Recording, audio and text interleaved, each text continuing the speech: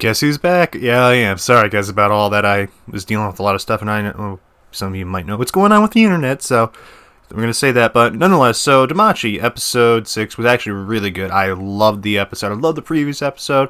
Unfortunately, I wasn't able to cover that, but so we kind of see in the beginning this weird guy, making a cave, and I really like the Aquilos, how he kind of just observes. I mean, it's creepy, so I mean, it fits him. So, continuing on to the episode and everything, we see, Xenos is going crazy, tearing apart the town, and they're trying to figure out where, their kin is. I do like how karma does come really well into this series, back to the people, like the two adventurers that, did try to do unbecoming things to the spider lady, and the thing is, I'm actually kind of surprised people didn't get an uproar about that. So, I guess that's good, but then again, a lot of the normies, I want to say, I hate using that word, but don't watch this, so it's understandable, I guess. But anyways, I love, Sneaky Belle. I mean, imagine a bell that makes no noise. Sorry, I had to make the joke, but I do like how we saw the Ganesha Familia kind of working. The series has a very nice job of, showing us how different Familias work. I mean, we got a glimpse of, the Loki Familia and how they work. And I mean, we have Hestia, and we have this compare and contrast a lot with this series, which makes me love it all the more. Just, the light novels are a bit hard to read sometimes, but anyways, continuing on, I do like how everything is kind of just leading up to this, and we kind of see, Ryu and Aisha are over there kind of watching over Belle and kind of being overprotective. Well, Ryu is, and we see Lid and Belle meet up, and truth be told, they're best buddies. I don't care what anyone says. And we see kind of Lid try to explain what's going on with the whole thing and why the, Xenos is going crazy. And it's very awkward on both parties. I really do like how, he basically, Lid was trying to get Belle out of there because he's a bro. He really is a bro to Belle, and he doesn't want him to go through trouble because of, saving him. And he tells Belle no, and Belle, that no doesn't mean anything to Belle. He's a hero. He's going to save everyone no matter what they are. And he's such a hero, and I love that, honestly, about him. And after that, he goes to find the hidden entrance, and we have Ryu kind of being the older sister to Belle. I love that. But I just want to be honest here. Who else besides me wants to punch this guy in the face? I hate Hazer so much. I'm not going to say the other name because it's probably going to be picked up as something else on YouTube's algorithm, and I don't want to take that chance of going through with that. But we see that Xenos is trying to find a way into the, where they are, and basically it's you can't find it. You're not going to be able to find it. And I do love seeing Fels, the great mage, to say the least, and it's honestly pretty cool how, Belle and him are working together in this episode. Pretty cool. And we see they kind of go up to this area, and, there was a man-made cave right there. And who made that cave? The legendary guy. Not a god, a genius of Greek mythology. I'm going to pronounce his name 100% incorrectly, but Deldius. He is the father of Icarus, the creator of the labyrinth of, where he put the Minotaur and all that. Just goosebumps, I'm not going to lie, but we see after Wolf kind of thinking about, hey, maybe if they have a place, they're selling all this stuff, they have to have that, storage or a place where they're going to sell it. Lily remembers from the last season about a guy that knew about selling monsters, and they get information from him, and the tunnel is underneath the street and connected to the street. Basically, it's another entrance to the dungeon, and it's quite interesting to see that. And we see Lid and the others go through the tunnel and end up as prey. It's a trap.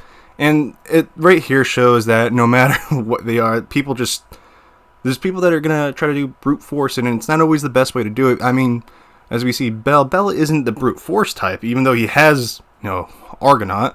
He thinks a lot more, and it's kind of like with, Naofumi from Shield Hero.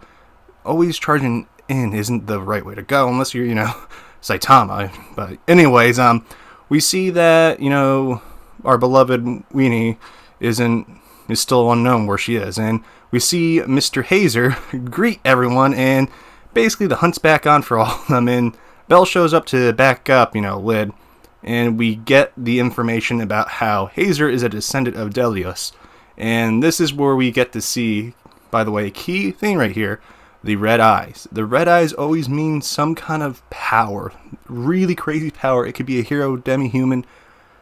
Truth be told, what Bell reminds me of, going through a lot of the mythology I know, he reminds me of Jason, the Argonaut. Obviously, that skill, funny enough, and I know there's a lot of theories of, Bell being a, descendant of Zeus or something like that. Not too sure about that, but anyways, Delius isn't a god per se. He's a legendary man. Some would say hero. I'm going to call him what he is. But the series does pretty well with the legend of him, with the whole labyrinth in.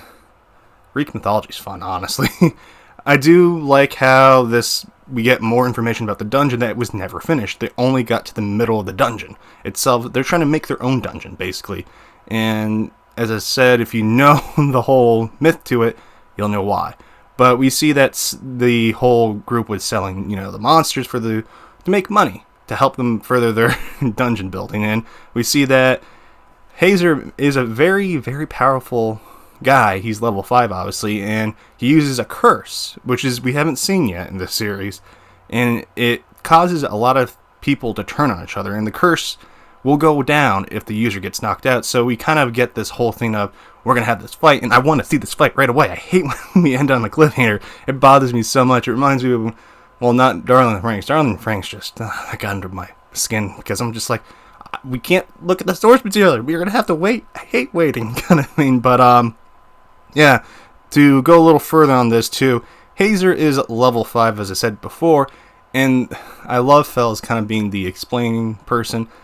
He's Morgana. He's going to tell you to go to sleep. But all jokes aside, we see him tell Bell that he isn't as strong. He's weakened due to the curse, because the curse, obviously, you're not going to get anything for nothing.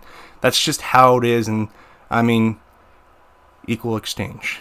Even though that's not magic, it's alchemy.